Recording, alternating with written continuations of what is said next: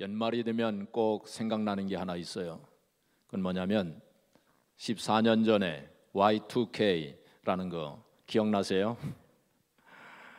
그때 굉장했죠.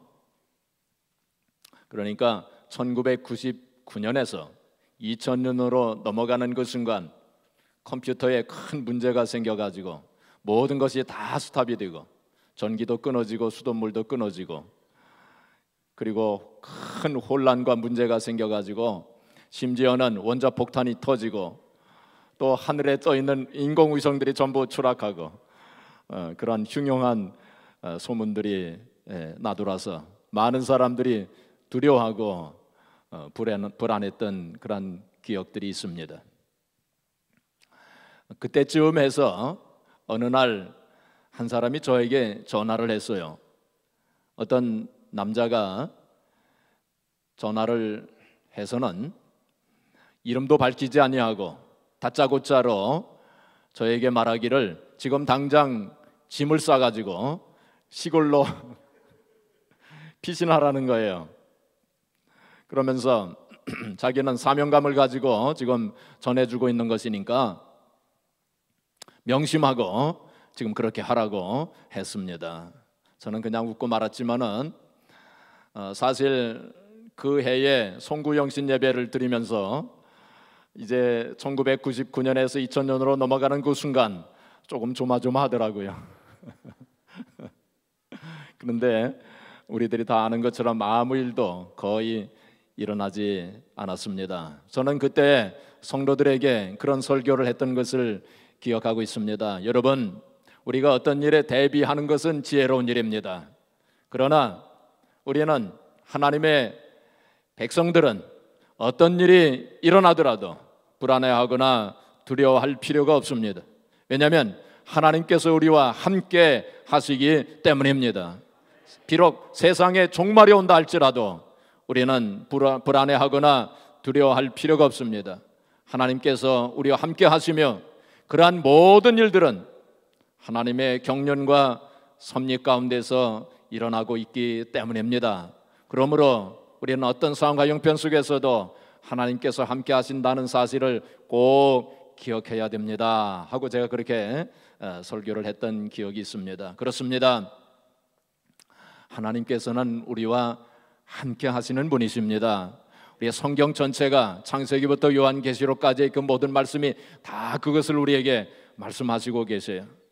그래서 에덴 동산에서 하나님께서 아담과 함께 하셨고 또 에녹과 함께 하시고 노아와 함께 하시고 아브라함과 이삭과 야곱과 요셉에게 함께 하셨고 또 모세와 함께 하셨고 여호수아와 함께 하셨고 모든 선지자들과 함께 하시고 또 하나님을 믿는 모든 백성들과 함께 하셨던 것입니다. 어떤 때는 불기둥과 구름기둥으로 함께 하신다고 하시는 것을 보여주시기도 하셨는데 근데 사람들은 그것을 알지 못하고 또 깨닫지 못하고 또 의심하는 사람들이 많았어요. 그래서 사람들은 그 불안과 두려움을 조금이라도 해소하기 위해서 우상을 만들어 놓고 그것을 섬기면서 섬겨왔습니다. 그래서 하나님께서 그것을 분명하게 보여주시기 위해서 하나님께서 우리들과 함께 하신다고 하는 그 사실을 분명하게 우리에게 나타내 보여주시기 위해서 몸으로 표현하신 사건이 바로 성육신 사건입니다. 요한복음 1장 18절에 보시면 말씀이 육신이 되어 우리 가운데 거하시매 라고 말씀했어요. 말씀은 주님 하나님이십니다.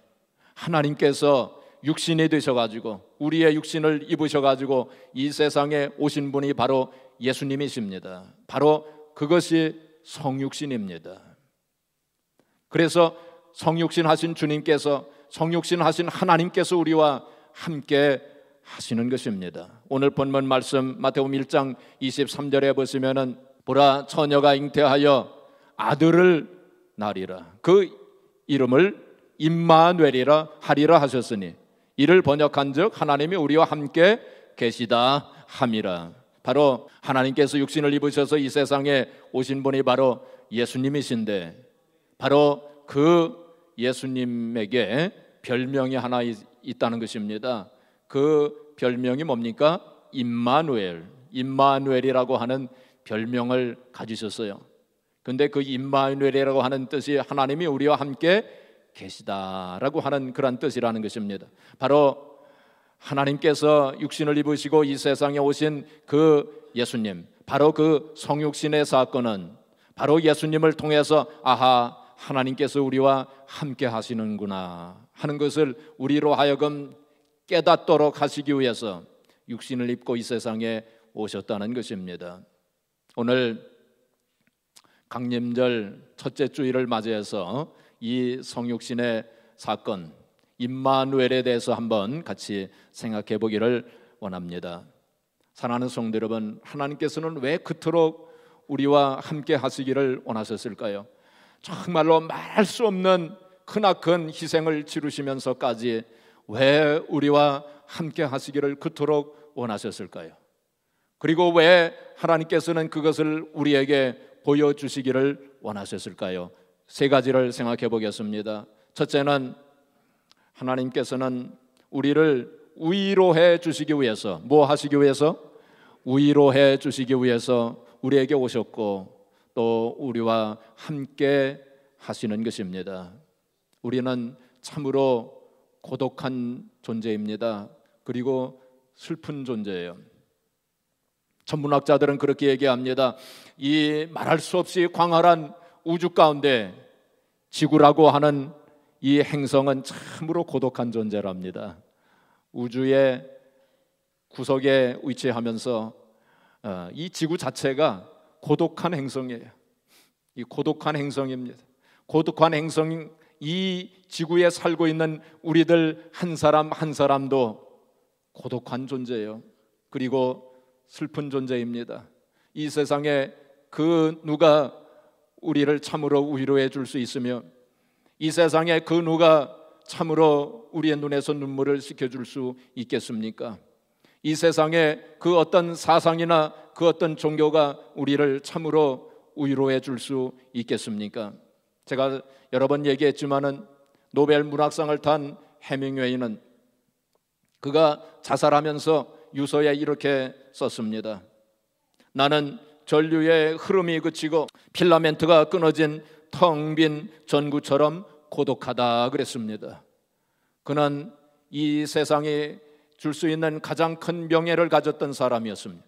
또 이 세상의 부귀영화를 얼마든지 누릴 수 있는 그러한 사람이었습니다. 또 이 세상에 많은 사람들을 알고 있었고 친구들도 많이 있었을 것입니다. 그리고 많은 사람들로부터 존경을 받았지만은 그런 필라멘트가 끊어진 전구처럼 고독하다고 그러면서 스스로 목숨을 끊었던 것입니다. 그가 하나님을 알았더라면, 그가 하나님께서 그와 함께 하신다고 하는 사실을 알았더라면 그는 자기의 목숨을 끊지 않았을 것입니다. 우리의 인생들은 하나같이 한 사람 한 사람 모두가 다 이 세상에 살면서 고독한 존재요, 그리고 슬픈 존재입니다. 하나님께서는 바로 우리에게 이 고독하고 슬픈 우리의 마음을 위로해 주시고 우리의 눈에서 눈물을 씻겨 주시기 위해서 아버지로 이 세상에 오신 분이세요. 옛날 브루클린 철교에서 그런 일이 있었다고 합니다. 이 브루클린 철교에 어떤 청년, 18살 된 청년 하나가 그 브루클린 철교로 올라갔대요. 그러면서 말하기를, 나는 고독한 존재입니다. 나는 슬픈 존재입니다. 나에게 관심을 가져주는 사람은 한 사람도 없습니다. 나는 이 세상에 살 가치가 없는 사람입니다 하면서 그 철교에서 뛰어내려 자살하려고 했습니다. 그때에 수많은 경찰들이 와서 그를 설득했습니다. 그러나 실패했어요. 그리고 심리학자들이 와가지고 그를 설득했지만은 실패했습니다. 그리고 많은 친구들이 와서 설득했지만은 실패했다고 합니다. 그때에 군중 속에서 어떤 남자, 50대 중반의 어떤 남자 한 사람이 철교 위로 올라갔습니다.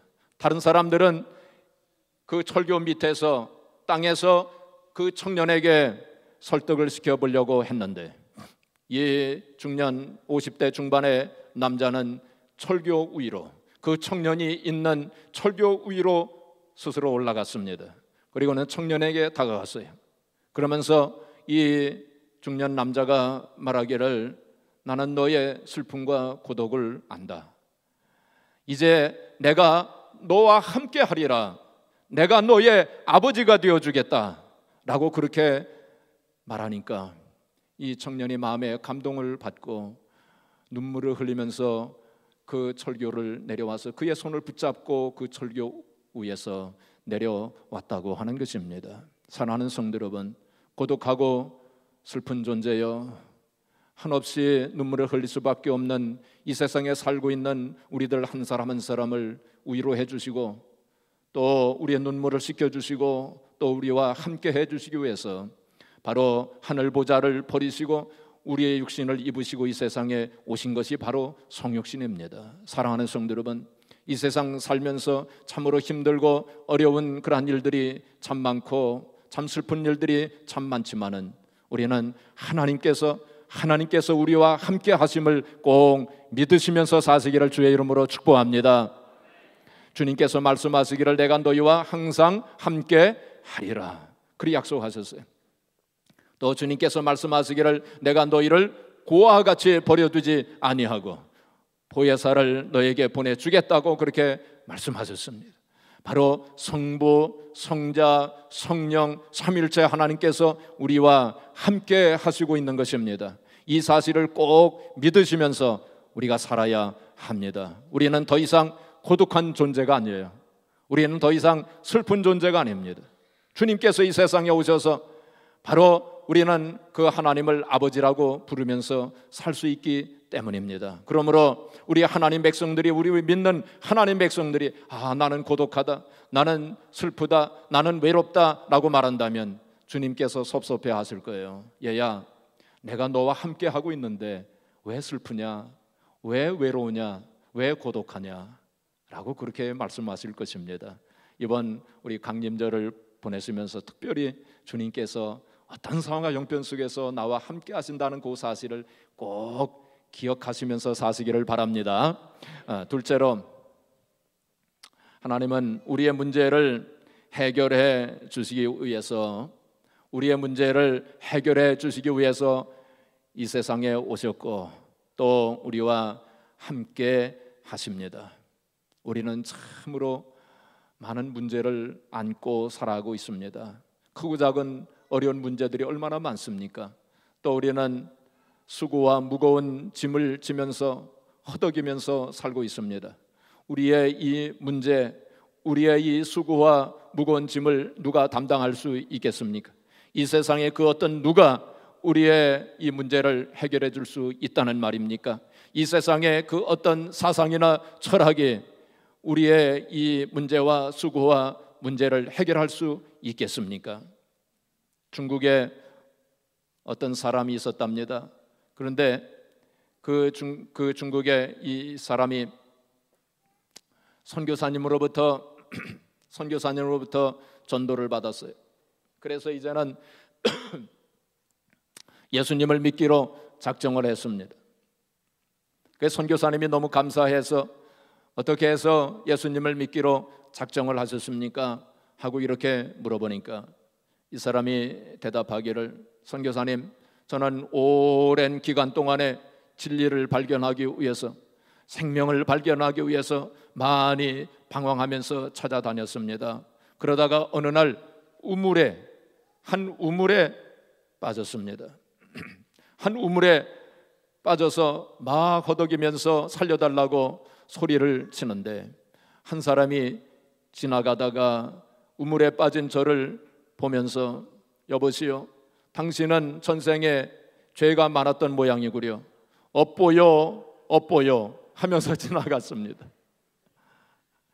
두 번째 사람이 지나가면서 저를 이렇게 보더니 말하기를, 내 그러기에 조심하라고 하지 않았어.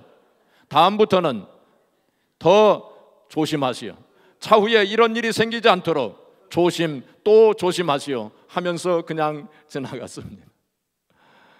세 번째 사람이 지나가다가 제가 우물에 빠진 것을 보더니 아무 말도 하지 않냐고 손을 걷더니 바로 구원의 손을 벌려가지고 저를 구원해 주었습니다. 저는 가만히 생각해 보니까 첫 번째 사람은 석가모니요, 두 번째 사람은 공자님이고 세 번째 분이 예수님이라고 하는 사실을 알게 되었습니다. 그래서 예수님을 믿게 되었습니다 라고 그렇게 고백을 했다는 것입니다. 바로 하나님은 말로만 하시는 분이 아니에요. 행동으로 우리에게 보여주시는 분이신 것입니다.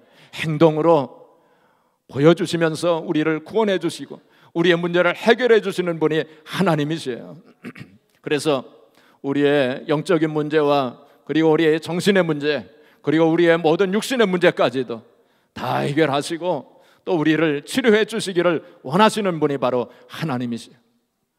사랑하는 성도 여러분, 그러므로 혼자서 괴로워하지 마세요. 혼자서 근심, 염려, 걱정하지 마세요. 혼자서 괴로워하지 마세요. 하나님께 나오셔가지고 우리의 문제를 해결해 주시기 위해서 이 세상에 오셨고 또 우리와 함께 하시는 하나님 앞에 구원을 요청하세요. 여러 가지 어려운 문제가 있으시면 혼자서 앓지 마시고 하나님 앞에 나오셔서 하나님 앞에 도움의 손길을 펴세요. 그리고 하나님 앞에 간구하세요. 하나님 앞에 요청하세요. 솔직하게 여러분의 문제를 놓고 하나님 앞에 간구하시면 하나님께서 도움의 손길을 펴셔서 우리의 문제를 해결해 주실 것입니다. 환난 날에 나를 부르라. 내가 너를 건지리니 네가 나를 영화롭게 하리라. 시편 50편 15절에 분명하게 말씀하세요. 하나님께서는 한번 약속하신 것을 반드시 이루시는 하나님이시에요. 그러므로 그 약속의 말씀을 믿고 환난 날에 고난의 때 어려운 문제가 있을 때에 혼자서 고민하지 마시고 하나님 앞에 간구하세요. 하나님 앞에 부르짖어 기도하세요. 그럴 때 하나님께서는 우리의 문제를 해결해 주시기를 원하시는 것입니다.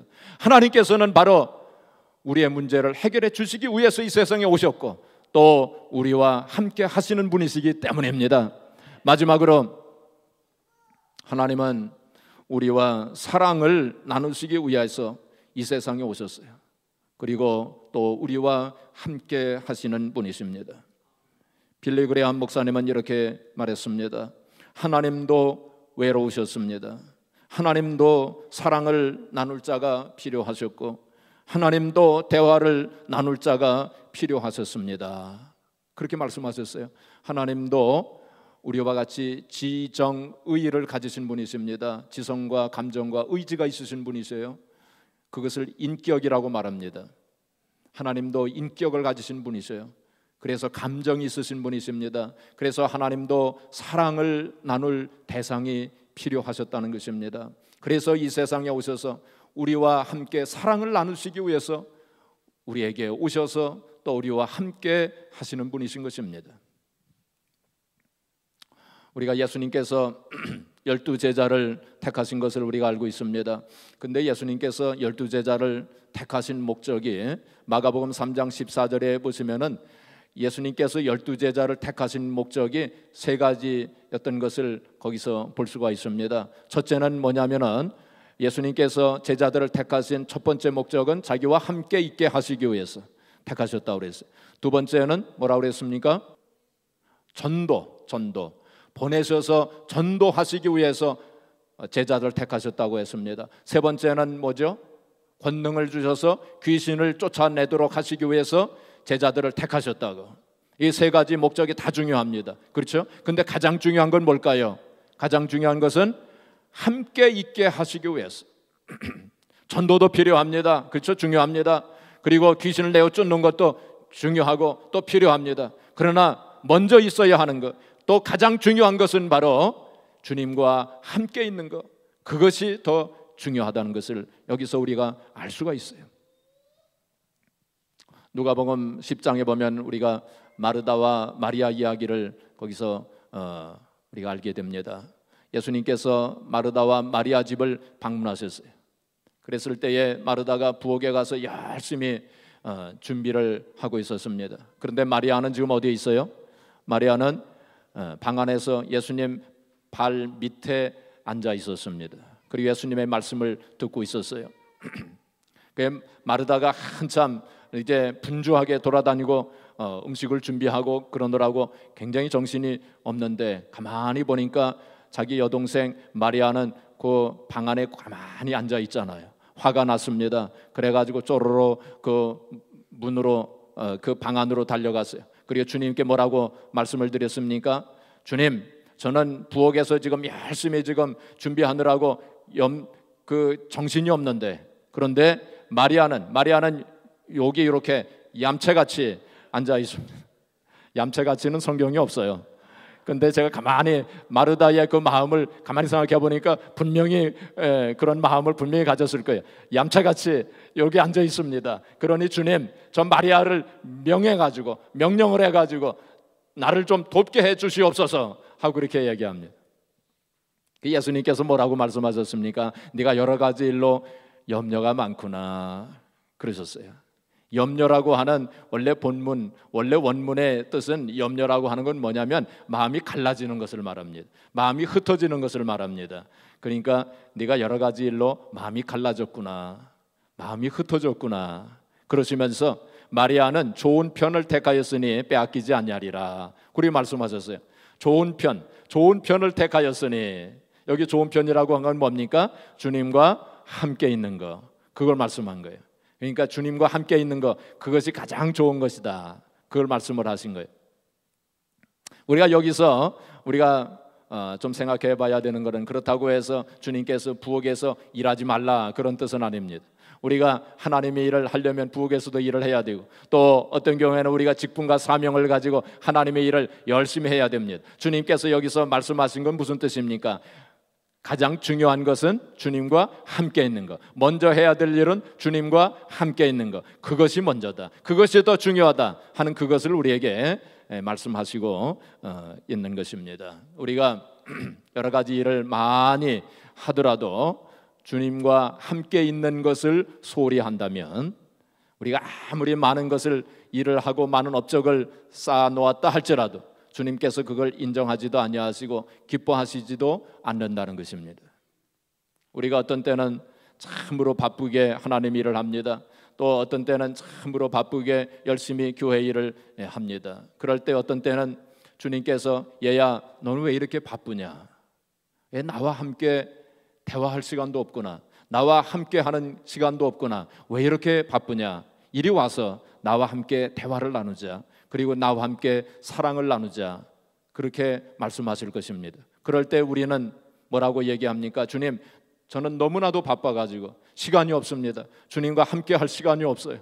주님과 사랑을 나눌 시간이 없습니다. 저는 전도도 해야 되죠, 선교도 해야 되죠, 그리고 또 교회 일도 해야 되죠. 여러 가지 맡은 일들이 너무나도 많습니다.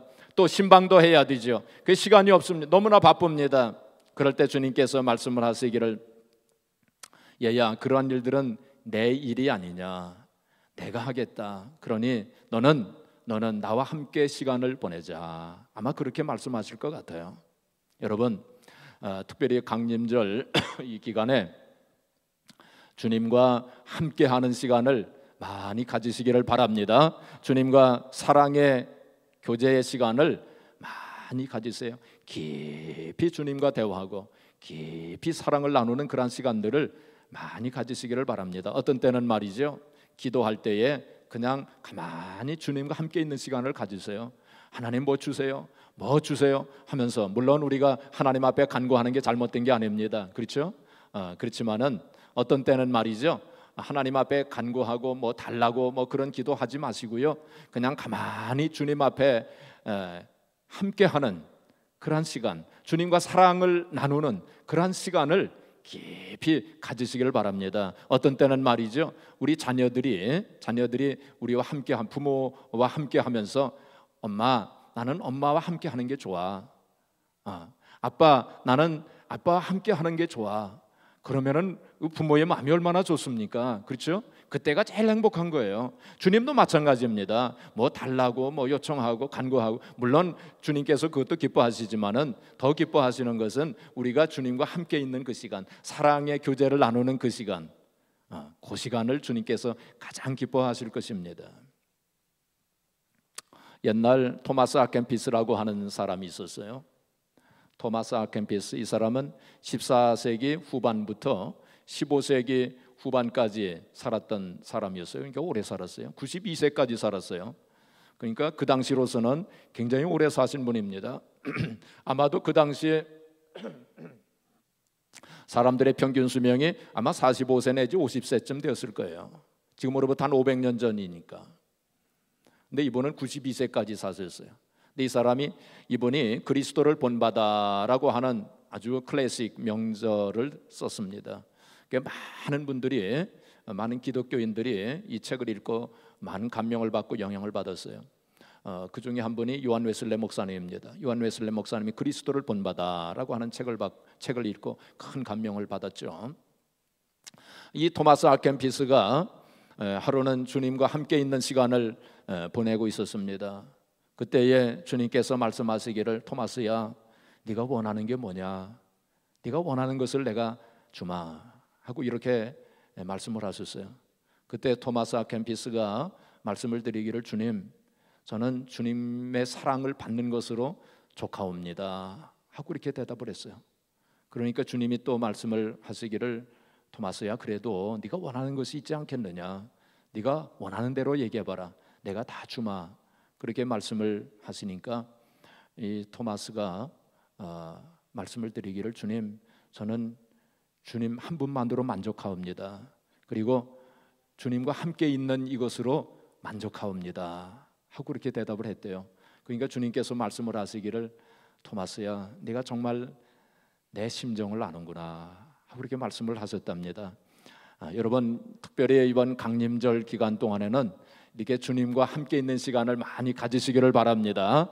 그리고 주님과 그 깊은 그런 사랑의 교제를 가지시기를 바랍니다. 바로 이것이 신앙의 비밀이에요. 그리고 바로 그 안에 말할 수 없는, 이 세상에 가져다 주지 못하는 신령한 기쁨이 거기에 있어요. 그래서 주님과 함께 있는 고요한 시간, 그리고 주님과 사랑의 교제를 나누는 그러한 시간을 많이 가지시기를 바랍니다. 사랑하는 성도 여러분, 이 강림절은 기다리는 절기입니다. 주님의 강림하심을, 주님께서 이 세상에 오심을 기다리는 절기가 바로 강림절입니다. 물론 2000여 년 전에 예수님은 이미 오셨어요. 그렇죠?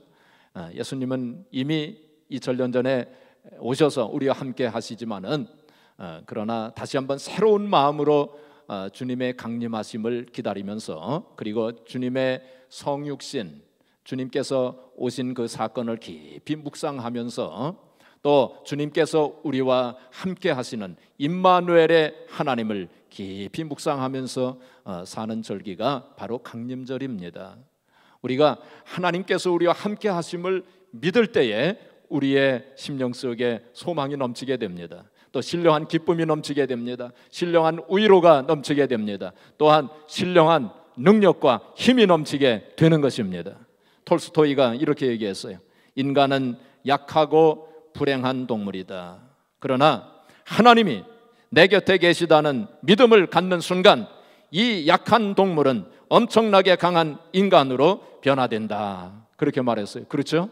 하나님께서 나와 함께 하신다는 그 사실을 알 때 우리는 정말로 능력 있는 성도의 삶을 살게 되는 것입니다. 사랑하는 성도 여러분, 강하게 사세요. 씩씩하게 사세요. 힘차게 사세요. 위축되지 마시고요. 낙심, 좌절, 원망, 불평, 의심하면서 사시지 마시고요. 하나님께서 나와 함께 하신다고 하는 사실을 꼭 기억하시면서 사시기를 바랍니다. 우리와 함께 하시면서 우리를 위로해 주시기 위해서 함께 하시고, 주님의 그 위로의 손길을 늘 느끼시면서 사시기를 바랍니다. 또 우리의 문제를 해결해 주시기 위해서 우리와 함께 하시고, 또한 우리와 사랑을 나누시기 위해서 함께 하신다고 하는 그 사실을 꼭 기억하면서 순간순간을 사시기를 바랍니다. 요한 웨슬레 목사님의 그 묘비에 뭐라고 쓰였냐면 The best of all, God is with us, 이렇게 쓰여져 있답니다. 가장 좋은 것은, 가장 최고의 것은 하나님께서 우리와 함께 하신다고 하는 사실입니다. 그렇습니다. 그렇죠? 우리가 참 험하고 악한 세상, 슬픔과 고통과 문제가 많은 세상이긴 하지만은, 그러나 그러한 때에도 어떤 사정과 형편 속에서 하나님께서 우리와 함께 하신다고 하는 그 사실을 알 때 우리는 참 위로와 소망이 넘치게 되는 것입니다. 주님의 그 위로의 손길을 느끼시면서, 주님께서 우리의 눈물을 씻겨주시는 그 손길을 느끼시면서 사시기를 바랍니다. 그리고 또 우리가 어렵고 힘들 때에 우리의 문제를 주님 앞에 가지고 나가서 주님 앞에 구원을 요청하세요. 도움을 요청하세요. 또한 도움의 그 손길을 느끼시면서 체험하시면서 사시기를 바랍니다. 그리고 순간순간 주님과 깊은 교제의 시간, 사랑의 그 교통의 시간을 늘 경험하시면서 또 그러한 사랑의 교통 속에서 사심으로 참으로 이 강림절이 뜻깊고 의미 있으며 또한 하나님을 기쁘시게 하고 하나님 앞에 영광 돌리시는 강림절이 되시기를 주님의 이름으로 축복합니다.